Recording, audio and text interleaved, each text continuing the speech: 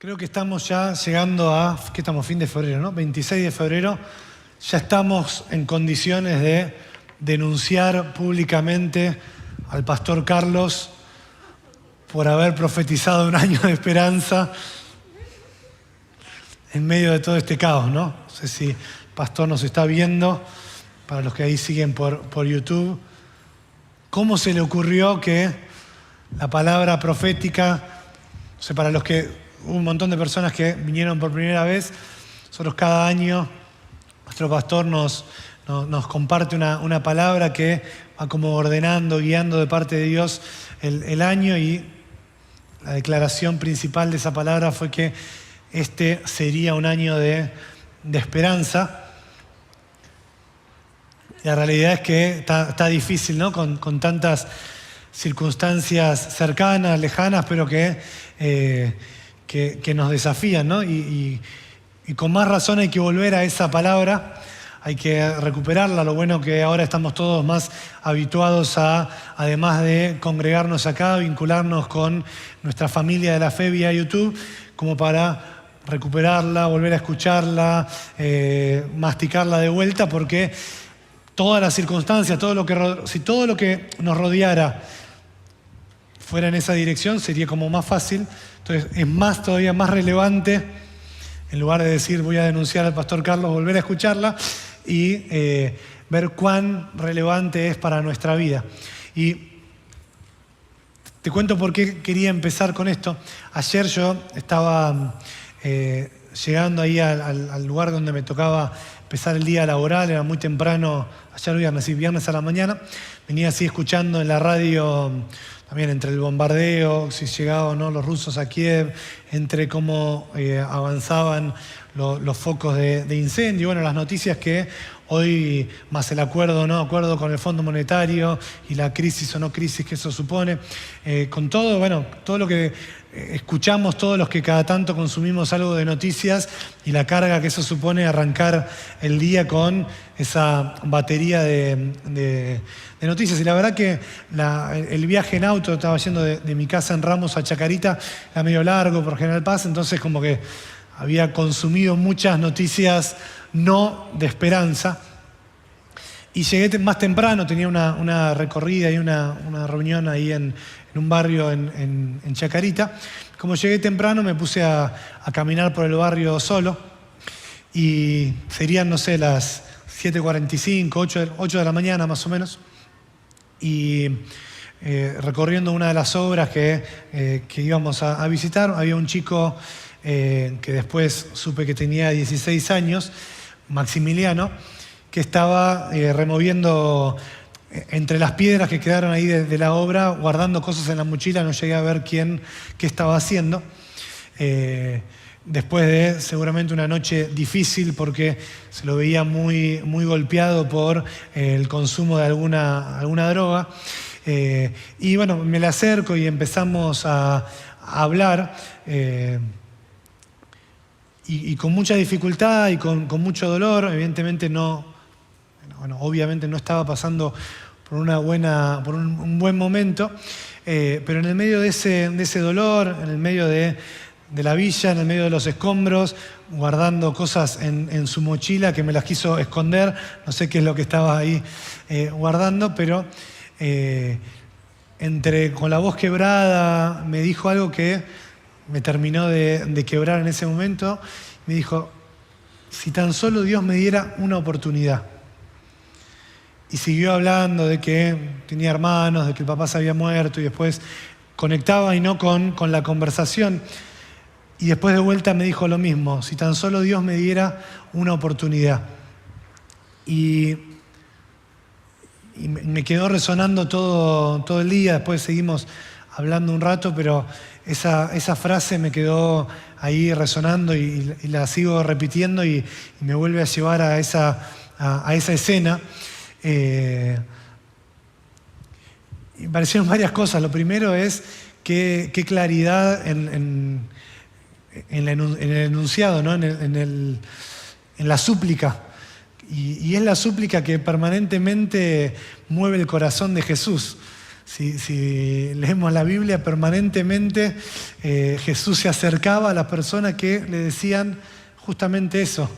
Al papá que le decía que sanara a la hija, al ciego que le decía, hijo de David, ten misericordia, a este chico que en su dolor y en su problema le decía, si tan solo Dios me diera una oportunidad. Y también como que ese tipo de circunstancias, por lo menos a mí, la realidad ahí te ubica, ¿no? Te ubica en los contrastes, en las cosas que uno tiene y que naturaliza, y en cuánto dolor y lo difícil que está, ¿no? para muchas personas, sobre todo para muchos chicos, adolescentes, jóvenes, este tiempo de nuestro país y de este tiempo del mundo. Y me quedé pensando en eso y quería traerte esta inquietud, porque en el medio entre las noticias macro de nuestro país y del mundo, todas bastante apocalípticas, catastróficas más, ese encuentro con ese chico que estaba quebrado realmente, me volví a esto de el año de esperanza y eso, ¿no? Toda esa realidad y el año de esperanza, y como me sentía como en dos dimensiones absurdamente contradictorias. Y como que ahí entendí que la palabra profética tiene como dos sentidos. Uno que venimos compartiendo bastante en distintas reuniones, que es una declaración que es muy pertinente para nuestra vida. Este es un año de esperanza en el cual esa esperanza nos bendice, nos restituye. Así que tomalo y en el medio de todas las dificultades, con más razón, tené la certeza de que Dios es tu esperanza y tenés un año de restitución, de crecimiento, a pesar de que todo lo que nos rodee se complique, el favor de Dios está sobre tu vida. Pero hay una segunda dimensión de la declaración profética que ya no es tanto hacia nosotros o que se aplique a nuestra vida, sino que es más mandatoria. Tiene que ver con una misión que Dios nos otorga a nosotros. Y por lo menos para mí esta dimensión es novedosa. Yo no había entendido o no había discernido la palabra de esta forma. Y el año de esperanza no solo porque proféticamente nosotros vamos a atravesar un tiempo de esperanza, sino porque es un mandato que Dios nos pone a nosotros, que es poder transmitir esa esperanza, construir esa esperanza, sembrar esa esperanza. Hay algo que tenemos nosotros que no podemos retenerlo, que no podemos esconderlo. Hay una luz que no la podemos poner abajo de la cama, sino que es una esperanza que no solo sostiene nuestra vida, sino que tiene que ser transferida a otros, tiene que estar sembrada en la vida del otro, tiene que estar... Y creo que hay algo ahí de la palabra profética que vale la pena que por lo menos en esta noche conversemos, o por lo menos sembrarte esta inquietud que desde hace un día y pico a mí me está como ahí revolviendo, que es la esperanza, ser prisioneros de esperanza, como dice el pasaje ahí de la palabra de Zacarías, que viene ahí como dando los lineamientos de este año, de esa prisión de esperanza y el tremendo privilegio que supone para nosotros, que no puede ser contenida en nuestra vida, que no es solo para vos.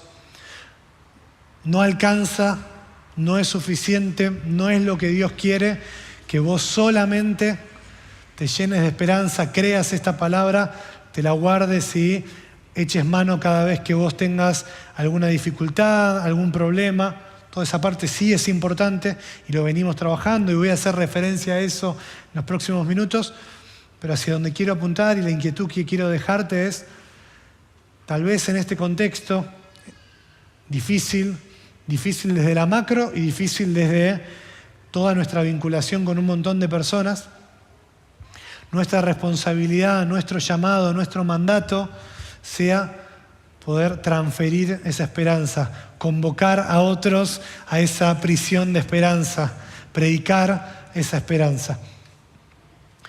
Y quiero, a partir de algunos fragmentos del libro de los Hechos, que juntos pensemos respecto de 3 preguntas, y muy rápido te la formulo y las vamos como explorando.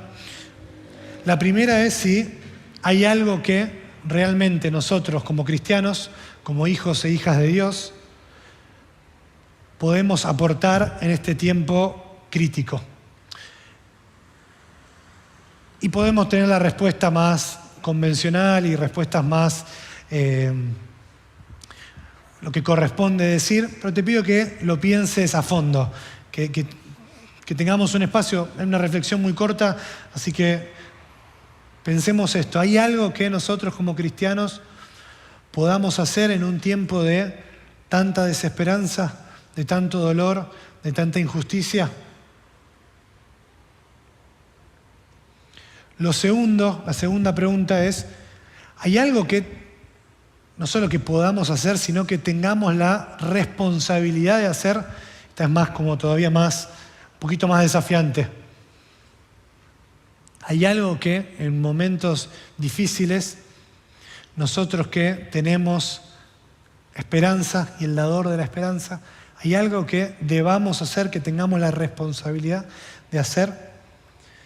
Y la tercera pregunta que quiero que contestemos, la primera es si hay algo que podemos hacer, que nos nace hacer. Lo segundo es si hay algo que tenemos la responsabilidad de hacer. Y lo tercero es cómo logramos en este tiempo, en estos días y años difíciles, encontrar paz y fortaleza para nuestras vidas. ¿Sí? Con esos 3 disparadores y con algunas referencias al libro de los Hechos, sobre todo entre los capítulos 7 y el 9, quiero que transitemos los próximos poquitos minutos. Respecto de si hay algo que nosotros podemos hacer, hay algo que a mí me tocó compartir un ratito del campamento de adolescentes el fin de semana pasado, y compartía este primer punto, y es algo que también con algunos de los chicos con los que trabajamos todos los días. Creo que acá estaba Juan Echart, es uno de ellos, y hay otros chicos también de esta y otras congregaciones con las que, además de compartir la iglesia, compartimos también espacios laborales, y hay algo que venimos como intercambiando mucho, y es que nosotros, todos los que estamos acá, somos testimonios vivos de transformación. Y espero poder explicarlo bien, porque para mí es algo que me viene ministrando hace mucho y encendiendo hace mucho, y no sé si te voy a poder lograr transferir lo que esto me genera, pero te pido ahí que tengas la astucia de poder agarrarlo, porque creo que es muy relevante para este tiempo. Estamos en un momento en el cual nadie tiene ni idea y nadie cree que se puede cambiar. No hay nadie hablando respecto de la Argentina y también respecto de las personas que vivimos. No hay nadie hablando del futuro como algo esperanzador. No hay nadie ¿sí?, que se anime a hablar bien de nuestro futuro, a creer que lo que viene es algo bueno. Por el contrario, todas las personas, algunos responsabilizando a un tiempo más presente, otros echándole la culpa a un tiempo más pasado, pero no importa tanto eso, no hay nadie que esté viendo un futuro de esperanza. Ninguno. Prendés cualquier canal de televisión y no hay personas que estén hablando respecto de que es posible salir de las situaciones críticas. Por el contrario, todo lo que se escucha es más crisis, más desesperanza, más complicaciones. Y lo mismo ya no en la esfera más político-mediática, sino también en nuestras conversaciones. No hay optimismo en nuestras conversaciones. Y de hecho, si nos metemos en las redes sociales, yo soy medio fan de Twitter, las otras no las consumo tanto, pero vos ves que las personas, las interacciones, las declaraciones de cada persona tienen más que ver con poder justificar por qué uno es como uno, por qué uno es como es, y no hay ningún tipo de aspiración o creencia en que se puede cambiar. Entonces vos ves un montón de personas que intentan defender sus creencias, su identidad, su forma de ser, su carácter, no digo que esté bien ni mal, pero que si somos sinceros y si podemos hacer algo de doble clic entre las fotos que salen bien en las redes, lo que hay atrás es la resignación de saber que no se puede cambiar, de que no hay esperanza de cambio, de que no sabemos cómo cambiar y de que lo que nos duele, lo que nos angustia, lo que nos tiene prisioneros, lo que nos gustaría que fuera distinto, no tenemos idea y no tenemos esperanza de que pueda cambiar. Entonces resistimos y hacemos algo así medio autoindulgente y nos queremos convencer y reafirmamos lo que somos, no tanto porque nos guste lo que somos, sino porque en definitiva, como no tenemos mucha esperanza de poder cambiarlo,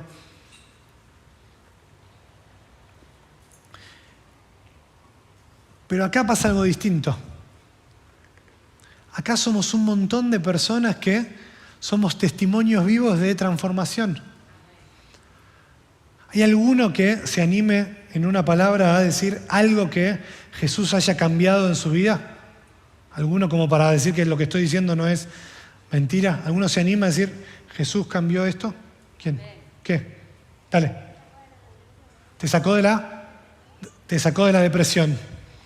¿Alguno más? ¿Alguno que se anime? A mí también me sacó de varias situaciones. También te sacó de varias situaciones difíciles. ¿Alguno más? Uno más.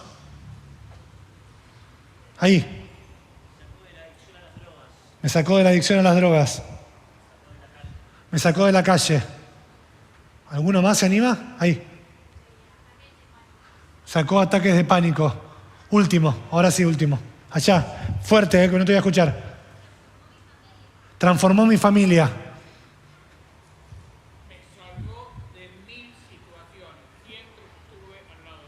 Me salvó de 1000 situaciones, siempre estuve al lado de él. ¿Alguien más? ¿Alguien más se anima? Ahí, dale. Me ayudó a dominar la mente. Me ayudó a pensar diferente. ¿Alguien más? Sí, dale, dale. Sí, sí.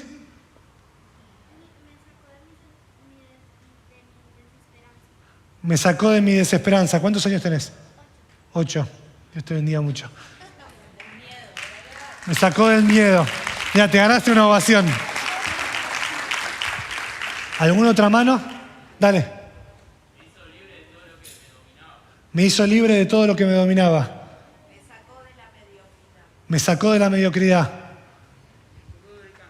Me curó del cáncer. Wow. Dale. Sanó mi cuerpo. ¿Qué más? ¿Qué más? ¿Alguno más se anima? Dale.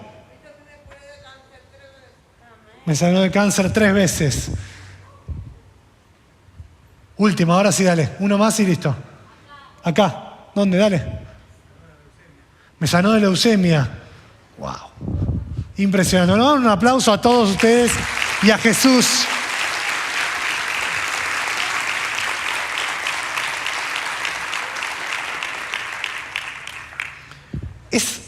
Es increíble. Y esto no estaba ni preparado, ni a ninguno les dije que iba a hacer. De hecho, ni siquiera pensaba que iba a hacer esto. Pero dije, quiero comprobar que lo que estoy diciendo es verdad. Esto que pasa acá no pasa en ningún otro lugar. Y es una cosa increíble. Es algo que tenemos nosotros y que no sucede en ningún otro ámbito. Acá nosotros somos testimonios reales de transformaciones. Y de transformaciones recontra zarpadas como la que escuchamos recién. Y nosotros creemos no solo que esas transformaciones pasaron en nuestra vida, sino que creemos que hay mucho más por delante, que el futuro es todavía mejor y que un montón de cosas todavía necesitamos que sean cambiadas. Y que cada testimonio que escuchamos, y seguramente hay otros que digamos, no se animaron tanto a levantar la mano, Lo que hace es activar la fe del otro. Porque vos estás sentado al lado de una persona que es como vos, pero que Jesús lo sacó de un cáncer. ¿Sí? Lo sacó de la calle, le sacó una adicción, le sacó la desesperanza, le sacó la depresión, etcétera, etcétera. Eso sucede acá y en ningún otro lugar que acá.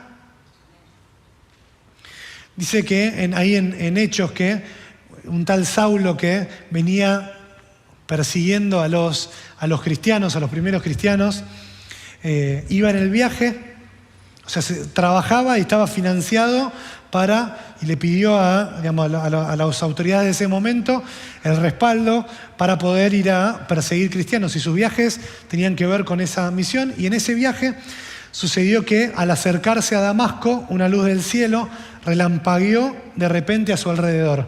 Él se cayó al suelo y oyó una voz que le decía: Saulo, Saulo, ¿por qué me persigues? ¿Quién eres, Señor?, preguntó. Yo soy Jesús a quien tú persigues, le contestó la voz. Levántate y entra en la ciudad, que allí se te dirá lo que tienes que hacer. Y como ustedes o muchos de ustedes quizás sepan, ese encuentro de esa persona que trabajaba de perseguir y torturar cristianos le cambió para siempre, a tal punto que hasta cambió su nombre, y desde ahí en adelante empieza una nueva vida que hace absolutamente todo lo contrario y empieza a viajar, sí, por todos lados, pero predicando el Evangelio de Jesús. Y acá somos todos Saulos transformados en Pablo. Todos nosotros tenemos testimonios de transformación de nuestra vida, de transformación de nuestro pasado, de transformación de nuestra salud, de transformación de nuestras emociones, de transformación de nuestros hábitos de vida. Todos somos eso. Y eso no está en otro lugar que no sea esto. No sé si llegamos a dimensionar lo profundo y distintivo que es esto. Somos parte de una comunidad de personas transformadas, que creemos en el cambio, que experimentamos cambios y que deseamos que día a día el Espíritu Santo nos siga renovando. Dice 2 Corintios que, de modo que si alguno está en Cristo, nueva criatura es, las cosas viejas pasaron, he aquí, todas son hechas nuevas. Ese es nuestro mensaje, ese es el Evangelio que nosotros predicamos, creemos e intentamos día a día vivir. Y todos los días hay una invitación del Padre a morir a nosotros y a renacer en Cristo Jesús. Y eso, además de tener un impacto tremendamente poderoso en la vida de cada uno de nosotros, tiene un impacto increíblemente o potencialmente inmenso en nuestro alrededor. En un contexto en el que nadie cree que se pueda estar mejor, en el que nadie cree que se pueda cambiar, por el contrario, en el que todos están aferrados a su angustia, al status quo, a la incomodidad, a la resignación, a la soledad, a la angustia, a la ansiedad. Nosotros somos Saulos transformados en Pablo, nosotros somos nuevas criaturas y todo lo viejo puede pasar y transformarse en cosas nuevas.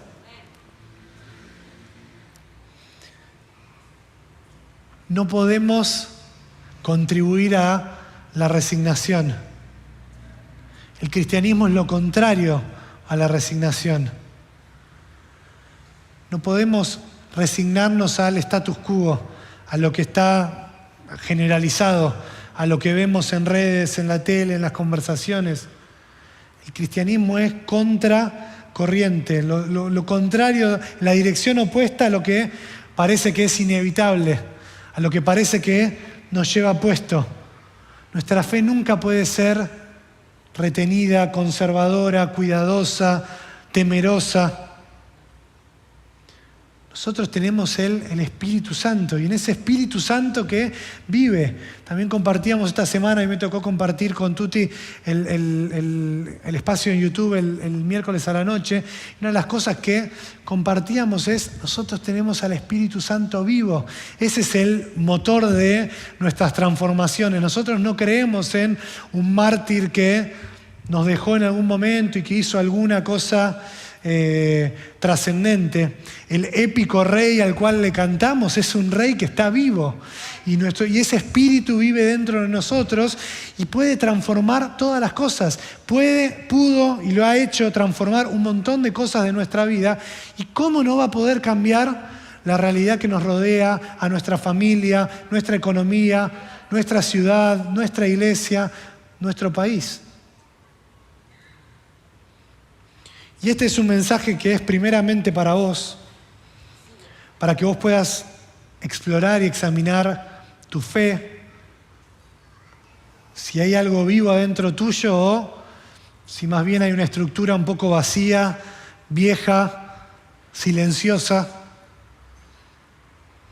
Sabés que la vida cristiana es una relación con un Dios vivo, en movimiento, en permanente fuego transformador.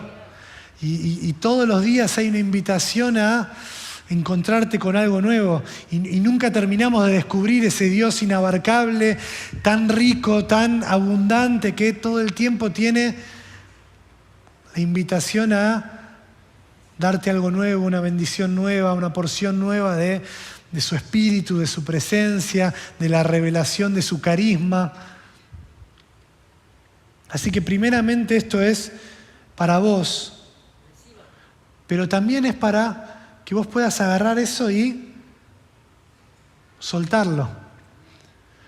Siento que a veces, hoy prendía la tele a la tarde y estaba jugando el PSG con Messi, con Neymar, con Mbappé, con todas las estrellas, lo estaban dando en ESPN, ¿no? Y veías el estadio ahí en el Parque de los Príncipes en Francia, ¿no? Bueno, todo el partido, con todo. Y después bajás un número y está Teis Sports y estaban jugando Sacachispas Nueva Chicago. Con todo respeto, si hay acá algún hincha de Chicago de Sacachispas. Y me venía esto, como que no, a veces se está jugando el partido de las mejores ligas de Europa y nosotros a veces jugamos en simultáneo estamos jugando una liga más chica, el Nacional B, la liga de 37 equipos que la cancha estaba como media, entre el sol, lo seco, estaba media fea, ¿no? Esta palabra que te compartía es para vos, pero para que también la desarrolles, la expandas. Nosotros no podemos vivir como cristianos jugando una división más abajo. Nosotros tenemos que agarrar esto que es tremendamente poderoso y salir a transformar la realidad, porque otra vez, tal vez no llegue a poder transmitírtelo con la carga y el vértigo también que siento adentro. Tenemos algo que no tiene nadie y que es absolutamente necesario, indispensable. Nosotros somos testimonios vivos de transformación. Y la Argentina necesita transformación y las personas necesitan transformación. Y no solo es la transformación, sino es la esperanza de que se puede cambiar. Y nosotros somos embajadores de esa esperanza. En el medio de este año o de este tiempo, en el cual todo parece difícil, trabado, desesperanzador, lleno de dolor, tenemos algo que no tiene nadie. Y esto que es una grandísima oportunidad, respondiendo a la segunda pregunta que te planteaba al principio, también es una gran responsabilidad. Porque en el medio del dolor, en el medio de ese chico que se me acercó, que charlamos ayer a la mañana, o de cualquier circunstancia difícil con la que te enfrentes permanentemente en cualquier momento, sabiendo que nosotros somos prisioneros de esperanza, que en nosotros hay un poder capaz de cambiar todas las cosas viejas y hacerlas nuevas, de cambiar cualquier realidad, eso se vuelve una responsabilidad para nosotros.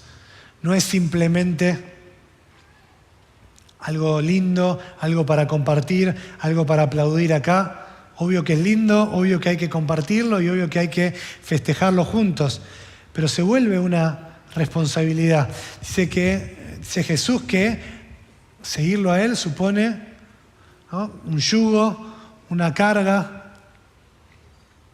Hay algo de peso de responsabilidad. Porque justamente en los momentos más difíciles, más donde está todo más oscuro, que la creación está esperando, ¿no?, la manifestación de los hijos e hijas de Dios. Y es justamente en estos momentos en los cuales el año de esperanza tiene que irrumpir a través nuestro. Justamente en estos momentos difíciles en los que se vuelve más imperioso que vos no vivas un cristianismo, una fe temerosa, mezquina es un montón, pero mezquina, conservadora, de retención, sino que, por el contrario, que vos puedas hacer uso de ese grandísimo privilegio, pero también de esa responsabilidad, de ese yugo que tenemos que llevar, de esa carga, decir, che, tenemos la responsabilidad, tenemos la carga de, si es verdad que acá hay algo que no hay en ningún otro lugar y que es absolutamente necesario, no puede morir acá. Porque el punto es que si lo dejamos morir acá, muere acá. Y es algo obvio, pero también se empieza a morir en cada uno de nosotros. Ahora voy a desarrollar un poco más esto, pero me parece profundo e interesante lo que te acabo de decir. Mirá qué autoestima. Pero, no, en serio, porque en la medida en que hay algo que nosotros tenemos y que es absolutamente necesario y nos lo guardamos acá y queda extinguido acá, se termina incluso extinguiendo en nuestra propia vida. ¿Alguno cree que tiene algún don, algo que Dios le haya dado? ¿Alguna cosita que sienta que puede ser útil en este contexto? Ya seguro cualquiera de los que se animó a compartir un testimonio, la respuesta es sí. Si a eso además le sumamos algo que Dios te haya puesto, capacidad, talento, habilidad, conocimiento, dones.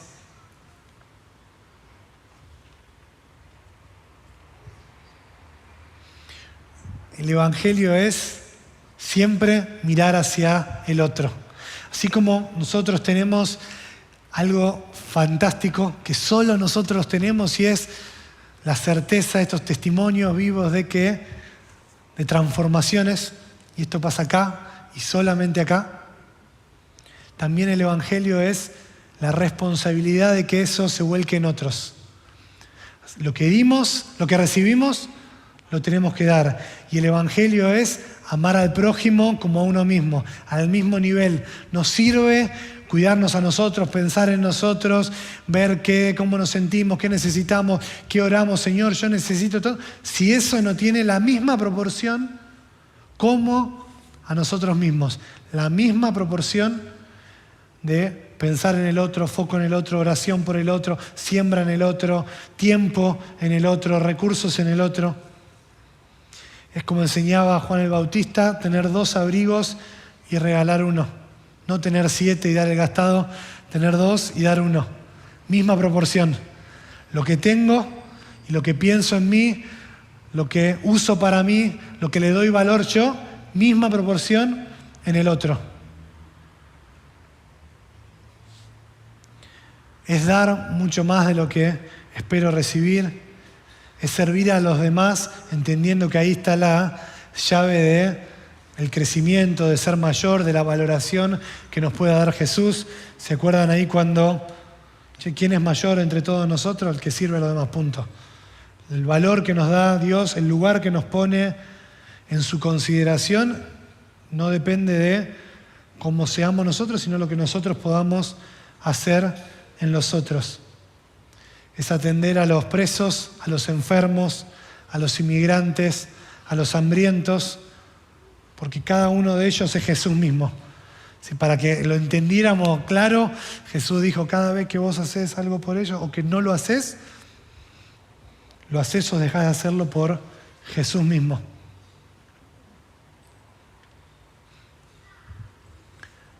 Esa capacidad, ese fuego transformador que hay en nosotros tiene que activarse a través de la misericordia que también nosotros recibimos en otros. Mirá, te retrocedo un poquito antes de que Saulo se encontrara con Jesús. Una parte antes del relato, antes te leí algo del capítulo 9, ahora te leo una partecita del capítulo 7, versículos 57 al 60, dice: entonces ellos, resulta que había un tal Esteban que estaba predicando no solo el Evangelio, hace un relato de la historia de Moisés hasta ese momento, y están todos los judíos que estaban persiguiendo en ese momento a los primeros cristianos, y en ese contexto a punto de asesinarlo, como de hecho lo terminan asesinando a Esteban, dice: entonces ellos, gritando a voz en cuello, se taparon los oídos y todos a una se abalanzaron sobre él. Lo sacaron a empellones fuera de la ciudad y comenzaron a apedrearlo.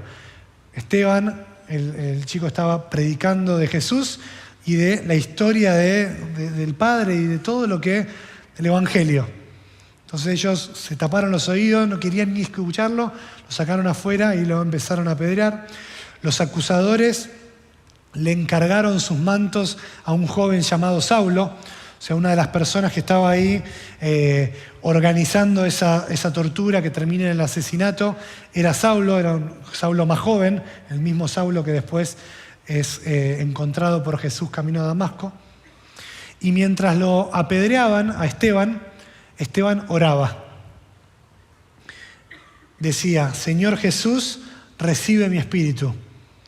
Y mirá lo que dice el versículo 60, que a mí se me puso la piel de gallina antes de leerlo. Luego cayó de rodillas y gritó: Señor, no les tomes en cuenta este pecado. Cuando hubo dicho esto, murió. Lo último que dijo Esteban antes de ser asesinado fue: Señor, no le tomes en cuenta este pecado. Y a mí me parece increíble ese clamor por misericordia. Lo que hizo fue que Dios no le tuviera en cuenta a Saulo ese pecado, sino por el contrario, lo encontrara a mitad del camino, le diera otra oportunidad. Y sabemos la historia y lo que significa para todos nosotros el ministerio del apóstol Pablo, para la expansión del cristianismo en el mundo y en toda la historia, para poder aprender los pensamientos de Dios, la doctrina y lo que quiere Dios para nuestra vida. Y el origen de todo eso es la oración de Esteban cuando Saulo y otras personas lo estaban por asesinar, que le ruega a Dios que no tome en cuenta el pecado de quien lo estaba asesinando.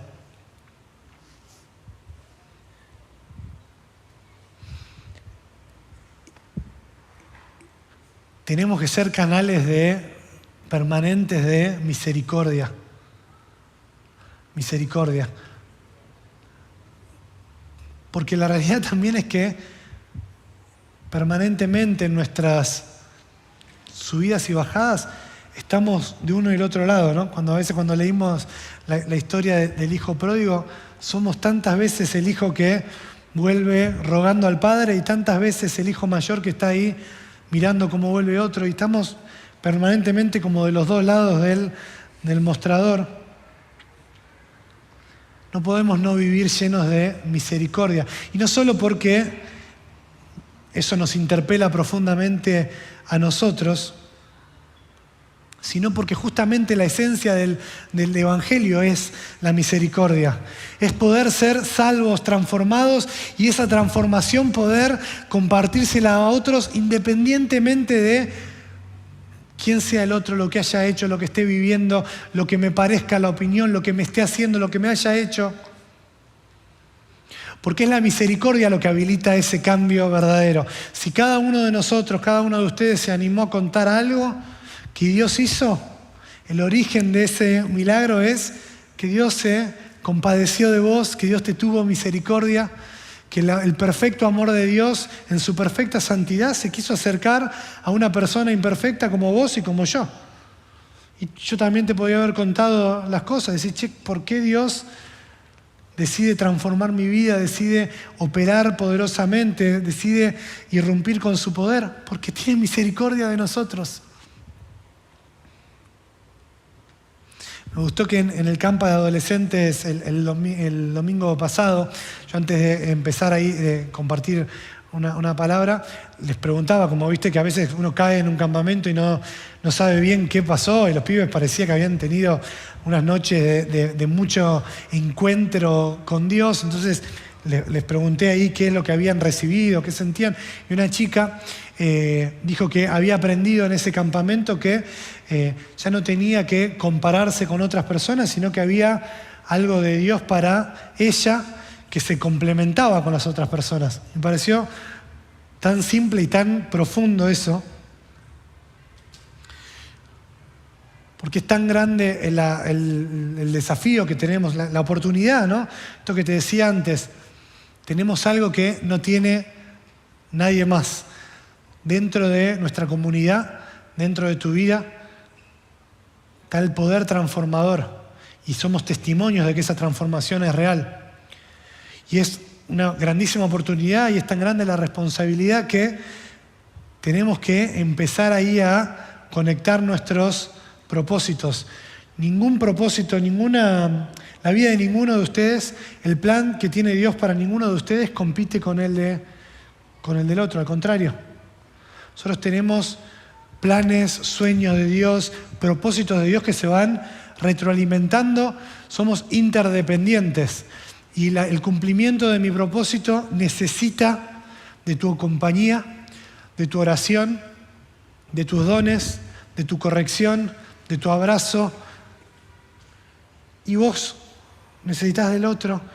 Y cada vez que nosotros nos ponemos más mezquinos y nos ponemos como a mirar al otro, por inseguridad o por competencia, por lo que sea, perdemos de vista que estamos ante una grandísima oportunidad y ante una gran responsabilidad. Tenemos algo que el mundo, nuestro país, nuestro entorno, nuestra familia necesitan.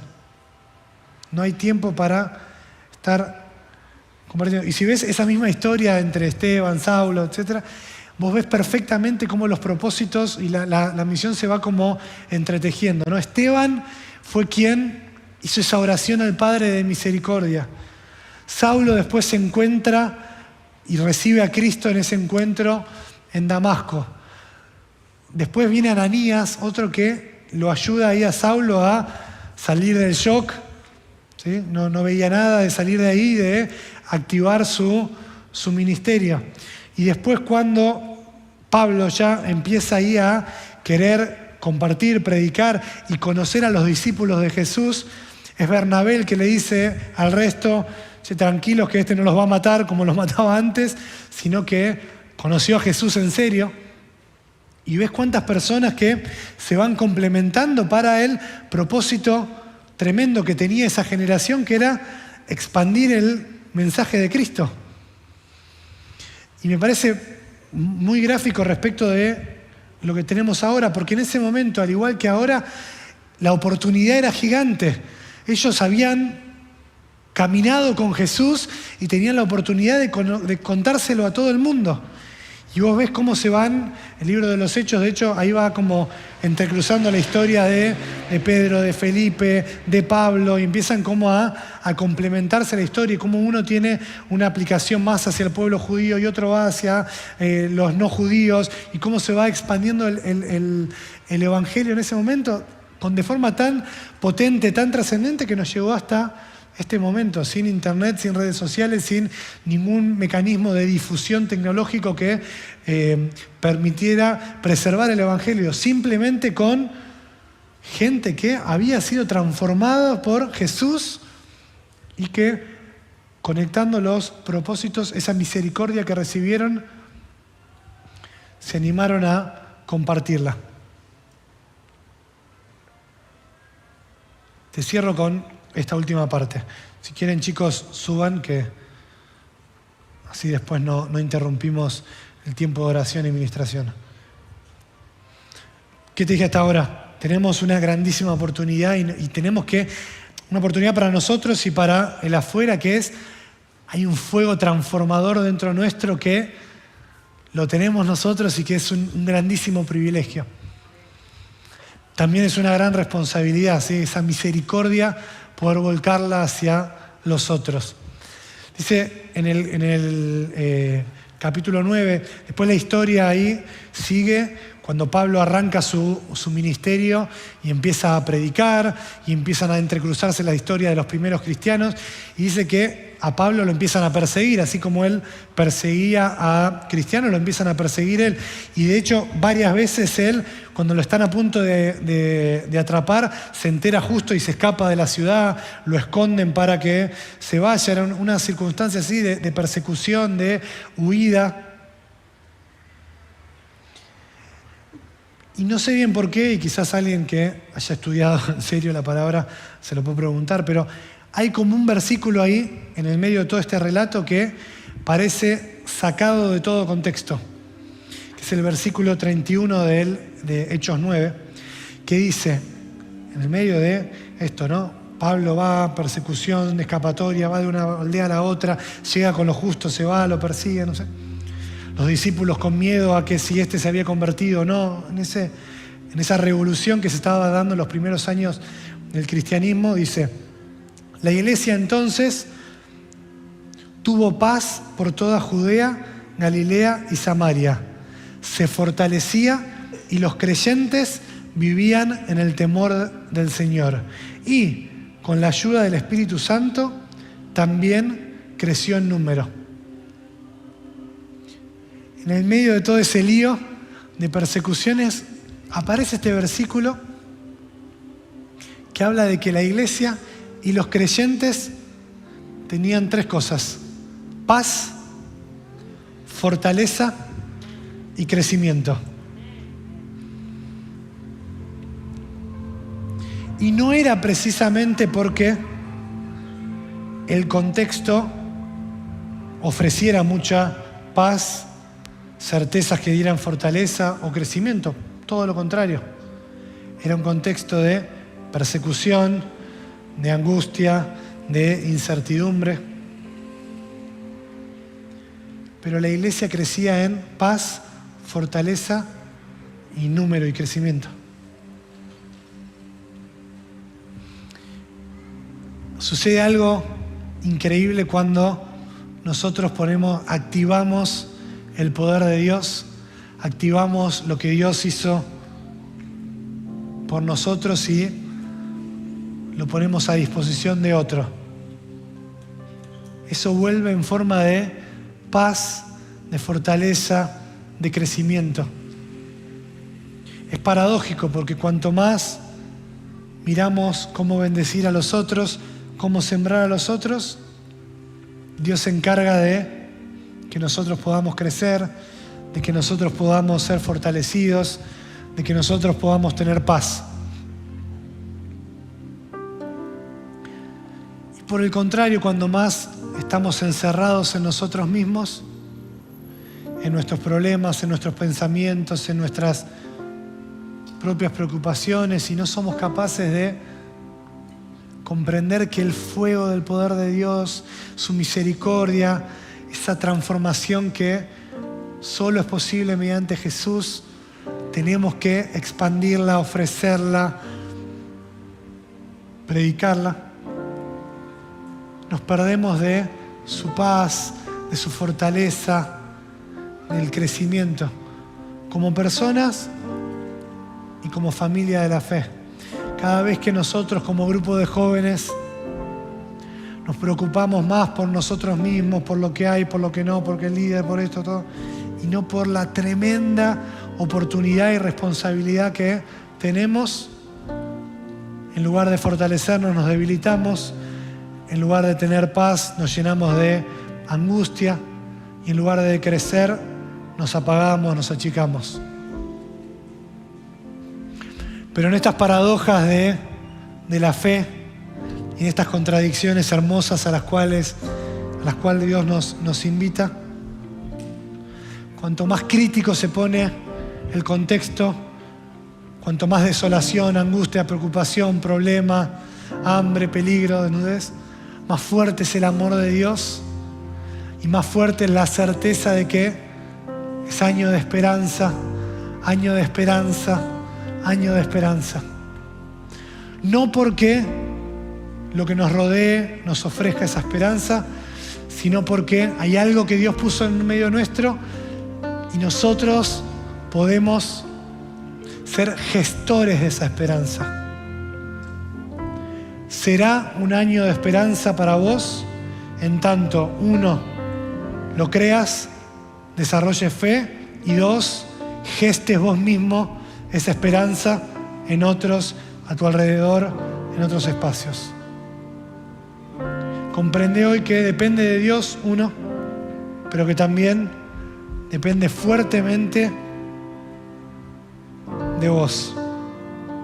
Y en la medida en que vos te atrevas a gestar esa esperanza, a predicar esa esperanza, a compartirla, eso vuelve en forma de paz, de fortaleza, de crecimiento.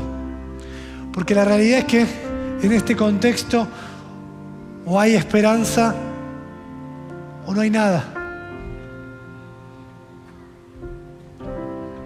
O hay propósito o no hay nada. O hay mirada hacia el prójimo o no hay nada. O hay iglesia o no hay nada. O Jesús es el Señor o no hay nada.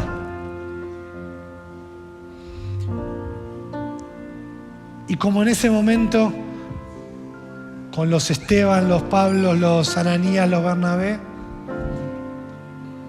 hoy vuelve a depender de los hijos e hijas de Dios.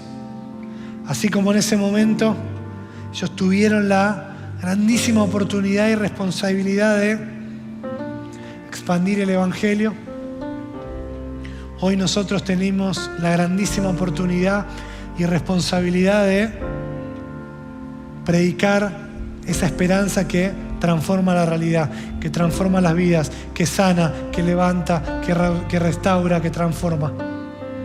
Sabiendo que eso nos vuelve en paz, en fortaleza y en crecimiento. Ponete de pie, cerrá tus ojos.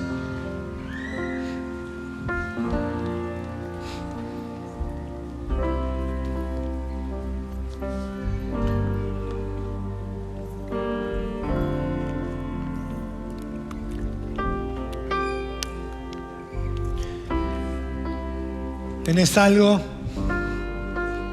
que no se encuentra en ningún otro lugar. Sos muy privilegiado, muy privilegiada. En vos opera el poder que transforma todo, incluso que puede transformar la muerte en vida. Mismo poder que levantó a Jesús de entre los muertos, opera en vos. Mirá qué privilegio tenés. Dejá de mirar la chiquita. Dejá de jugar una división más abajo. Cambiá el canal, poné partidos donde están jugando Messi, Neymar, Mbappé. Dentro tuyo está el poder que puede transformarlo todo. Todas las cosas viejas pasaron, acá todas pueden hacerse nuevas. Si viniste, como te decía al principio, con carga, con preocupación, contrastalo con lo que hay dentro tuyo. Y si vos ahora sentís que dentro tuyo no hay nada más que vacío, reiterá la oración que hacíamos al principio. Y decirle: Dios, necesito que vos seas Dios. Y en la medida en que esa oración sea una oración genuina, sincera, no hace falta hacer nada más. Dios te abraza, te ve, te conoce. No subestimes más el poder transformador que vive dentro tuyo.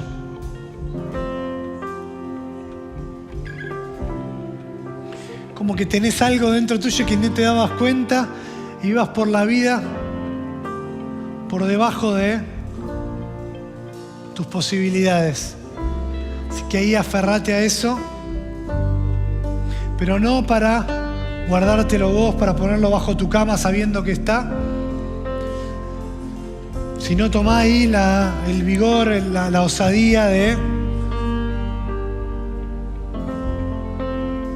decirle: Señor, yo eso lo tomo con responsabilidad y quiero transformar la realidad. Quiero ser parte, junto a mis hermanos, hermanas, mis amigos, los chicos y chicas que están acá. Quiero transformar la vida de mi familia, de mis compañeros, de mis amigos. Quiero transformar la Argentina.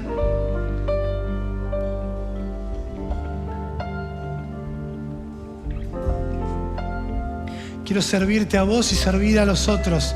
Quiero gastar mi vida en servir a los otros.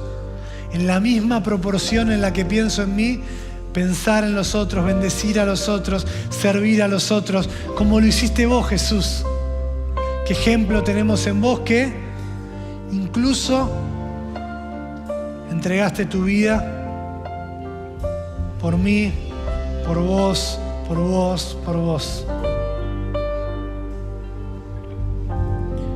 Y ahora recibimos, Señor, tu paz, tu fortaleza y tu crecimiento.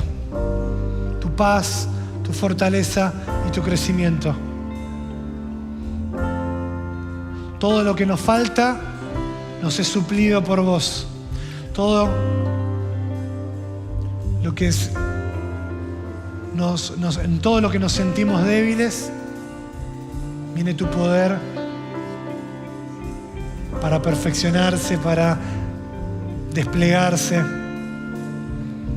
Así que, Señor, ahora, levantando alabanza, mirá que acá hay hijos e hijas tuyos dispuestos a desplegar el poder transformador, a ofrecer misericordia, a predicar esperanza, a ir por todos los lugares compartiendo la certeza de que se puede cambiar,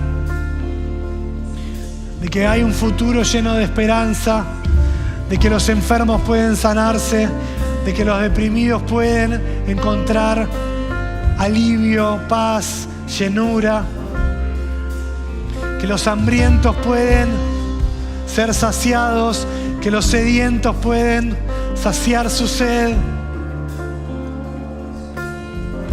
que los caídos pueden levantarse, que los muertos pueden vivir, porque hay poder en el nombre de Cristo y ese poder opera en medio nuestro, en medio de sus hijos e hijas que se levantan con el sentido de responsabilidad, sabiendo que todo lo podemos en Cristo que nos fortalece,